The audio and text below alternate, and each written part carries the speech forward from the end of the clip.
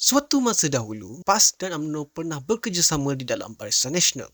Namun demikian, jalinan ini bertahan selama 3 tahun sahaja sebelum PAS disingkirkan. Tapi kenapa? Semuanya kerana darurat Kelantan pada tahun 1977.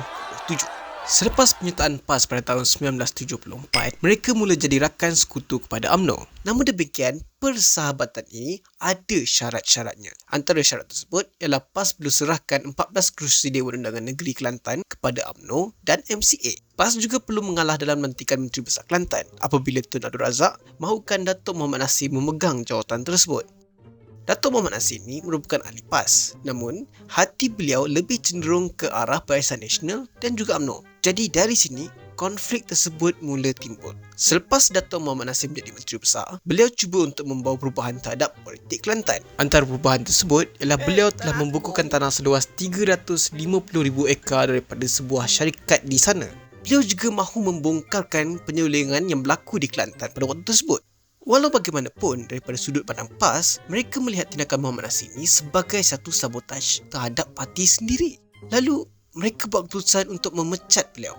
Pada 15 Oktober 1977, Cubaan Dewan Kelantan memecat Nasir berjaya. Namun, beliau enggan untuk meletakkan jawatan.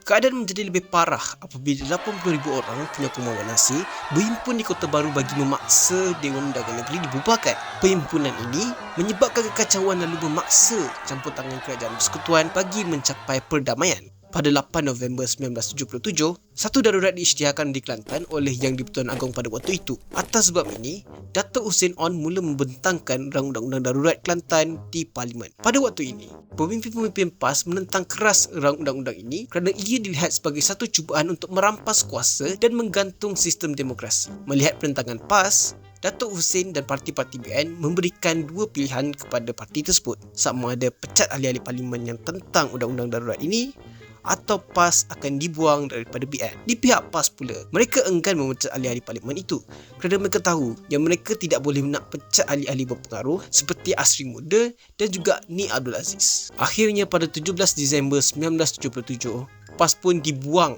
daripada Barisan Nasional lalu kembali menjadi pembangkang.